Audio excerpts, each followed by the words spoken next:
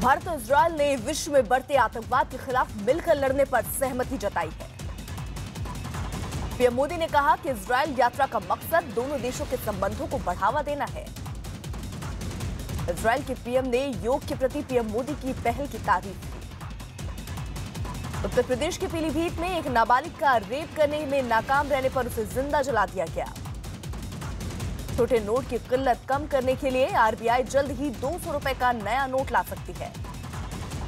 BHP ने गौरक्षा पर कानून बनाने की मांग करते हुए कहा कि गौरक्षक गुंडे नहीं सेवक हैं। हैदराबाद में मुथूट फाइनेंस में सोना चोरी करने की कोशिश करते 8 लोग सीसीटीवी में कैद हो गए। यूपी के सीतापुर में दिव्यांग की हत्या के बाद बदमाशों ने उसका शव जंगल में फेंक दिया। संजय निरुपम ने सीबीएफसी को पत्र लिखकर फिल्म हिंदू सरकार रिलीज से पहले देखने की मांग की है।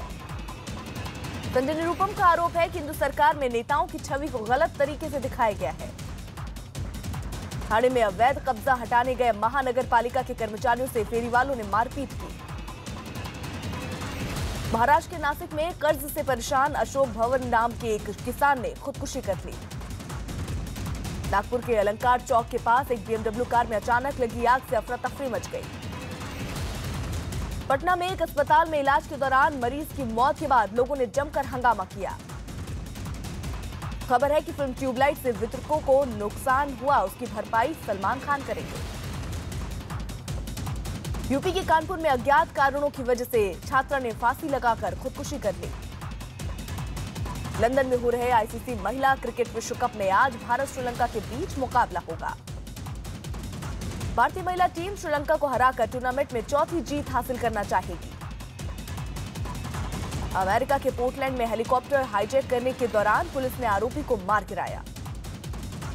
अचल कुमार ज्योति को देश का नया मुख्य चुनाव आयुक्त नियुक्त किया गया है। यूपी के सीएम योगी आदित्यनाथ हापुड़ में आज पौधारोपण और सफाई अभियान की समीक्षा करेंगे। हापुड़ में सीएम योगी आदित्यनाथ प्राथमिक स्कूल के बच्चों को किताबें और ड्रेस बांटेंगे। कानून व्यवस्था पर घिरी योगी सरकार ने एडीजी लॉ एंड ऑर्डर समेत 41 अफसरों के तबादले किए। इजरायल में प्रधानमंत्री मोदी ने कहा कि उन्हें यहूदी बेटी बेटियों पर गर्व है। आज प्रधानमंत्री मोदी इजरायल के राष्ट्रपति और दूसरे बड़े नेताओं से मुलाकात करेंगे। यूपी के सीतापुर में शादी कराने से मना करने पर एक शख्स ने अपने पिता की हत्या कर दी। पुणे में दिग्विजय सिंह ने कहा कि सरकार के पास जीएसटी लागू करने के लिए कोई सिस्टम नहीं है। बीजेपी ने कहा कि कश्मीर में शांति बहाल करने के लिए राज्य सरकार प्रतिबद्ध है। खराब मौसम की वजह से किरेन रिजिजू की हेलीकॉप्टर की ईटानगर में इमरजेंसी लैंडिंग हुई। मुंबई के वकोला से पुलिस ने महिला की हत्या के आरोप में उसके पति को गिरफ्तार किया है। दिल्ली में यमुना नदी में डूबने से एक बच्चे की मौत हो गई, जबकि दूसरे को बचा लिया गया। बिहार के नवादा में लगातार बारिश के बाद जलभराव से लोगों को भारी परेशानियां हो रही हैं। बेगूसराय में मुस्लिम कट्टरपंथियों से तंग आकर मुस्लिम परिवार ने हिंदू धर्म अपना लिया। एमपी के भोपाल में सीबीआई ने 10,000 रिश्वत लेते आयकर विभाग के अधिकारियों को गिरफ्तार किया। हॉलैंड में क्रिकेटर सुरेश रैना ने भारतीय टीम के कोच रहे गैरी क्रिस्टन से मुलाकात की। केंद्र सरकार ने एमआरपी में सभी टैक्स शामिल करने के साथ ही जीएसटी की निगरानी के लिए समिति बनाई। विधि आयोग ने सभी धर्मों में शादी के पंजीकरण के लिए कानून बनाने की सिफारिश की। स्पेन के जंगलों में लगी भीषण आग की वजह से कई लोगों को सुरक्षित जगहों पर पहुंचाया गया। जापान में 144 किलोमीटर प्रति घंटे की रफ्तार से तूफान ने लोगों की मुश्किलें बढ़ा दी हैं। अर्जुन रामपाल की फिल्म डैडी 21 जुलाई के बजाय अब 8 सितंबर को रिलीज होगी। और आनंद तिवारी की बड़ी खबर, दिल्ली के न्यू फ्रेंड्स कॉलोनी में पुलिस और बदमाशों के बीच ये फायरिंग हुई। फायरिंग के बाद पुलिस ने एक बदमाश को गिरफ्तार कर लिया। गिरफ्तार किए गए बदमाश का नाम चंदू बताया जा रहा है, जिस पर 50,000 रुपए का इनाम था। चंदू का दूसरा साथी भागने में सफल रहा। दोनों तरफ से 5 राउंड फायरिंग भी हुई। आनंद तिवारी हमारे साथ जुड़ चुके हैं। आनंद, ये जानकारी पुलिस को कैसे मिली कि बदमाश वहां है? ये देखिए अर्पिता, एक सीक्रेट इन्फॉर्मेशन मुखबिर के जरिए जो साउथ ईस्ट दिल्ली पुलिस है उसको मिली थी। उसके बाद जो स्पेशल स्टाफ है और जो लोकल पुलिस की टीम है न्यू फ्रेंड्स कॉलोनी इलाके में, उन्होंने एक पूरा ट्रैप लगाया। और उसके बाद जब उनको जैसे ही लगा कि जो एक 50,000 का इनामी बदमाश है जिसका नाम चांद उर्फ मटरू बताया जा रहा है, वो अपने दोस्त जाहिद के साथ वहां पर आया है।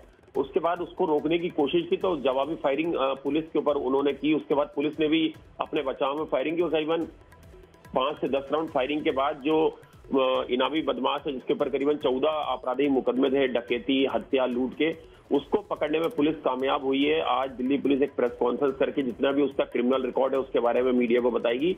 लेकिन एक जो बदमाश है वो मौके से फरार हो गया, जिसकी तलाश में अभी भी दिल्ली पुलिस की टीमें हैं। अलग अलग जिलों में इस इंफॉर्मेशन को उन्होंने पास की और पुलिस उसे तलाश कर रही है, जो इसका साथी है जो वहां से भाग गया मौके से।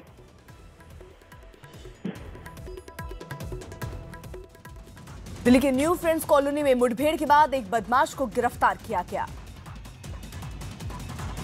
लालू यादव 27 अगस्त को होने वाली रैली की तैयारी पर आज समीक्षा बैठक करेंगे।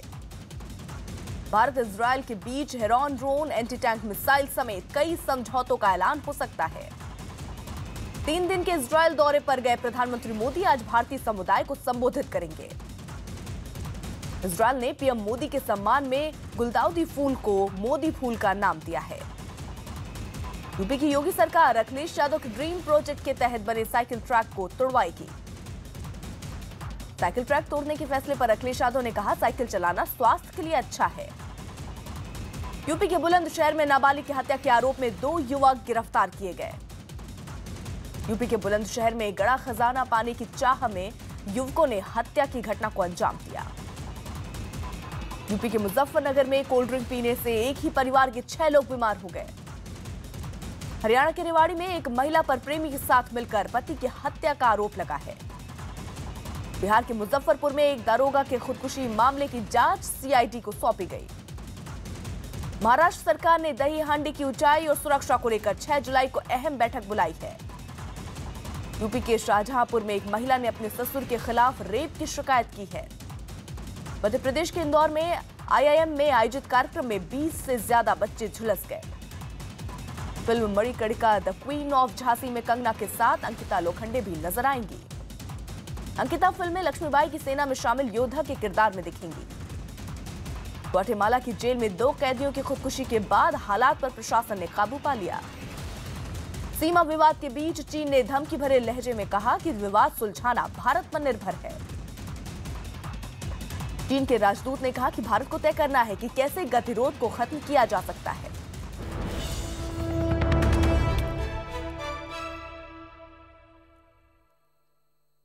चंद्रमोहन की बड़ी खबर, बिहार के मुजफ्फरपुर में एक महिला ने सीओ को सरेआम जमकर पीट दिया। मामला मुजफ्फरपुर के गाय घाट का है। महिला का आरोप है कि जमीन के दाखिल खारिज करने को लेकर सीओ ने आपत्तिजनक प्रस्ताव रखे थे। पीड़िता का कहना है कि सीओ उसे बार-बार फोन करके बुलाने का प्रयास कर रहा था और इसी से नाराज होकर महिला ने उसकी सरेआम पिटाई कर दी। चंद्रमोहन, क्या जानकारी? बिल्कुल, देखिए, यह महिला पिछले 1.5 महीनों से लगातार जो गायघाट के सीओ हैं उनके पास अपने जमीन को लेकर दाखिल खारिज कराने को लेकर लगातार यहाँ पर आ रही थी और उसके बाद ये जो सीओ हैं इन्होंने आपत्तिजनक प्रस्ताव रखा था, जिसके बाद कल जैसे ही महिला पहुंची उसके बाद उनकी पिटाई कर दी। महिला का साफ तौर पर यह कहना था कि इससे पहले भी ये कई बार फोन करके और उसे गलत वक्त पे बुलाने की कोशिश किए हैं। रात में कई बार उसको बुलाने के लिए इन्होंने फोन किया था, जिससे महिला नाराज थी और कल जैसे वहां पर पहुंची और सीओ से ये बात की कि उसका पेपर तैयार हुआ जमीन का या नहीं, उसी दौरान जैसे ही उन्होंने कुछ और प्रस्ताव रखे उसके बाद इस महिला ने सरेआम पिटाई कर दी, जिसके बाद भीड़ पहुंची और भीड़ ने इस महिला को रोकने की कोशिश की। हालांकि यह महिला ने कोई भी लिखित शिकायत अब तक नहीं दी है थानेदार को, लेकिन जिस तरह से महिला ने पिटाई की है साफ तौर पर जाहिर होता है कि कहीं ना कहीं सीओ इस पूरे मामले में गलत। शायद यही वजह है कि महिला ने सरेआम इस तरह से पकड़ा और फिर पीटा। जी,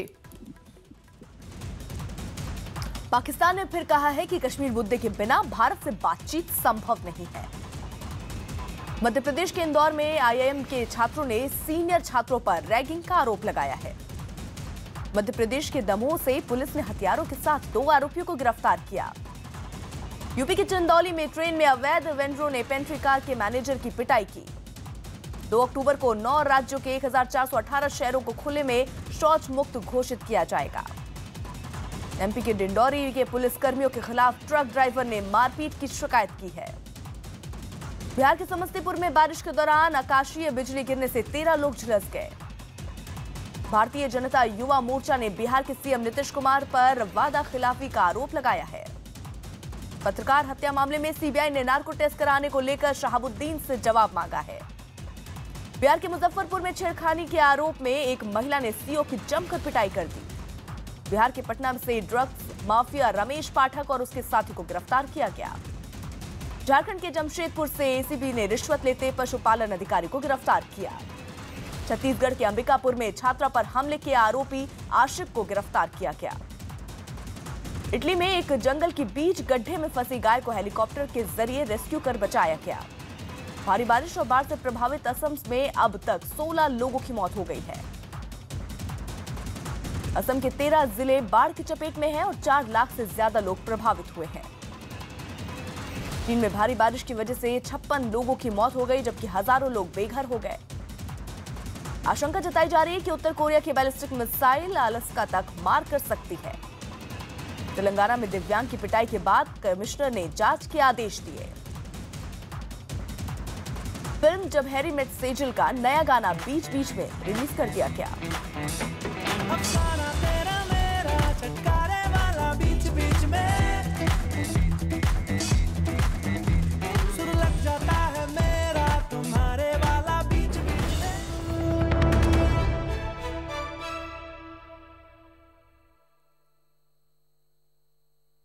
आपको बता दें, बड़ी खबर उत्तर पूर्व में लगातार हो रही बारिश से कई राज्यों में बाढ़ के हालात और गंभीर हो गए हैं। असम में बाढ़ से अब तक 16 लोगों की मौत हो चुकी है, जबकि 4 लाख से ज्यादा लोग प्रभावित हैं। असम के 13 जिले बाढ़ की चपेट में हैं। शफी शमसी हमारे साथ हमारे सहयोगी जुड़ चुके हैं। क्या जानकारी? जी, इस वक्त जो हमारे पास जानकारी है उसमें तकरीबन 3.5 से 4 लाख लोग जो हैं प्रभावित हैं। 13 जिले इसमें शामिल हैं। इनमें सबसे ज्यादा जो प्रभावित इलाके हैं उसमें करीमगंज और लखीमपुर शामिल हैं। करीमगंज में ही केवल 200 से ज्यादा गांव प्रभावित हैं। इसके अलावा अब तक की जो सूचना जो वहां से मिल रही है वो 14,000 हेक्टेयर जो जमीन है, जो जिसमें से ज्यादातर जोरहाट और धेमाजी के इलाकों में है, यहाँ भी जमीन भी प्रभावित हुई है। जान के साथ जो है यहाँ फसल का भी काफी नुकसान है। और इसके साथ साथ तकरीबन सारे ही प्रभावित 13 जिलों में सड़कें और जो पुल हैं वो पूरी तरह से प्रभावित हैं। कम्युनिकेशन पूरी तरह से स्थगित है। लोगों का आना जाना बहुत परेशानी से हो रहा है। और 740 के करीब जो है गांव, जो गिनती अभी बताई जा रही है प्रशासन की ओर से, वो इसमें शामिल हैं। इन सारी चीजों में इसके अलावा अब तक 145 से ज्यादा रिलीफ कैंप्स लगाए गए हैं जहां लोगों की मदद की जा रही है। लेकिन अभी भी स्थिति जो है वो पूरी तरह से काबू में नहीं है। और समय समय पर जो है सरकार की ओर से अलर्ट किए जा रहे हैं। 3 जिले अब भी अलर्ट पर हैं। 48 घंटे और 36 घंटे को सामने रखते हुए प्रशासन की ओर से पूरी कोशिश की जा रही है। लेकिन जो बाढ़ की जो स्थिति है वो इस वक्त जो है कहीं भी घटती हुई दिख नहीं रही है।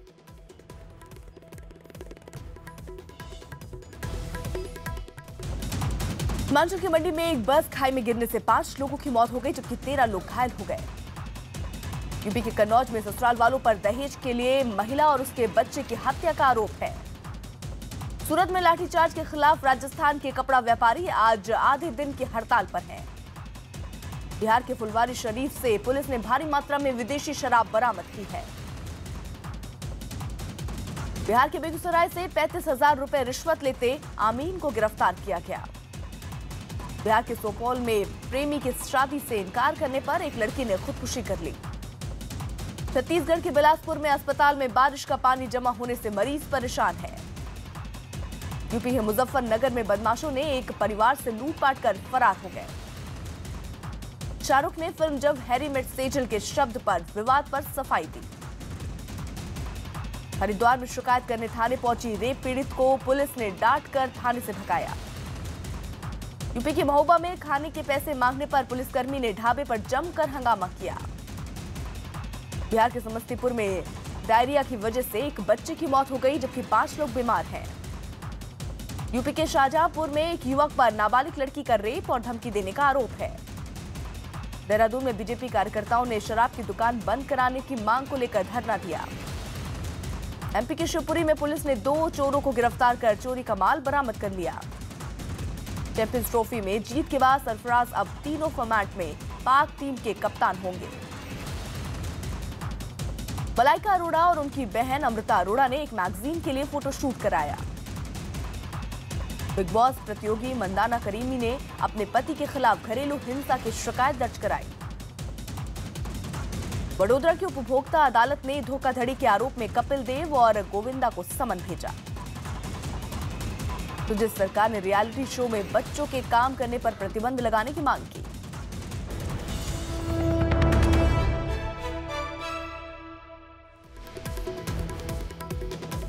प्रणव उपाध्याय की बड़ी खबर, उत्तर कोरिया ने कल जिस बैलिस्टिक मिसाइल का परीक्षण किया था वो परमाणु हथियार ले जाने में सक्षम है। इस मिसाइल की मारक क्षमता अमेरिका के अलास्का तक है। अमेरिका के साथ उत्तर कोरिया के रिश्ते तनावपूर्ण हैं और इस परीक्षण के बाद उत्तर कोरिया ने कहा है कि अमेरिका से टकराव अब अंतिम पड़ाव में है। प्रणय हमारे साथ हमारे सहयोगी जुड़े हुए हैं। प्रणय, जिस तरीके से उत्तर कोरिया लगातार धमकी दे रहा है और एक के बाद एक परीक्षण कर रहा है, अमेरिका क्या चेतावनी तो दे चुका है, लेकिन क्या कदम भी कोई उठा सकता है? देखिए, इस तरीके से बयान आया है अमेरिकी विदेश मंत्री मैक्स टिलरसन का। उन्होंने कहा है कि अमेरिका कतई ये स्वीकार नहीं कर सकता कि नॉर्थ कोरिया के पास में इंटरकॉन्टिनेंटल बैलिस्टिक मिसाइल्स हों, क्योंकि जिस तरीके से दावा किया है नॉर्थ कोरिया ने और जिसकी तस्दीक दक्षिण कोरिया और आस पड़ोस के अन्य मुल्कों ने भी की है कि जो हाल ही में टेस्ट किया है नॉर्थ कोरिया ने वो इंटरकॉन्टिनेंटल बैलिस्टिक मिसाइल का है, जिसकी ताकत और जिसकी क्षमता न्यूक्लियर वॉरहेड ले जाने के लिए भी है। ऐसे में अमेरिका का अलास्का क्षेत्र इसकी जद में आता है और मिसाइल्स के बारे में जनरल यही होता है कि उसकी कैपेबिलिटीज को कम करके बताया जाता है। तो ऐसे में इस बात की आशंका बढ़ जाती है कि हो सकता है कि इस मिसाइल की क्षमता इससे ज्यादा हो।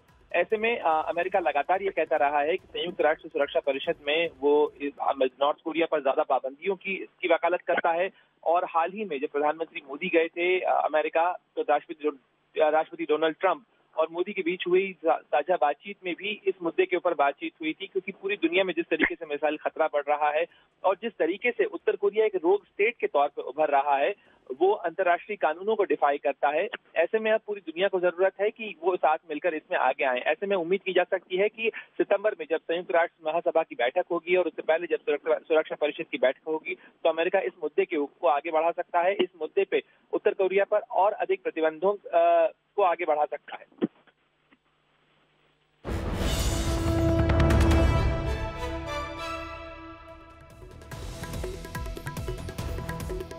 बड़ी खबर, अरुणाचल प्रदेश में लापता हुए भारतीय वायुसेना के हेलीकॉप्टर का अभी तक कोई भी सुराग नहीं लग पाया है। अरुणाचल प्रदेश के सागली और ईटानगर के बीच सड़क जाम के कारण वहां फंसे लोगों को निकालने के लिए ले जा रहे वायुसेना का AHL हेलीकॉप्टर गया था और इस हेलीकॉप्टर में 3 चालक दल के सदस्य मौजूद हैं।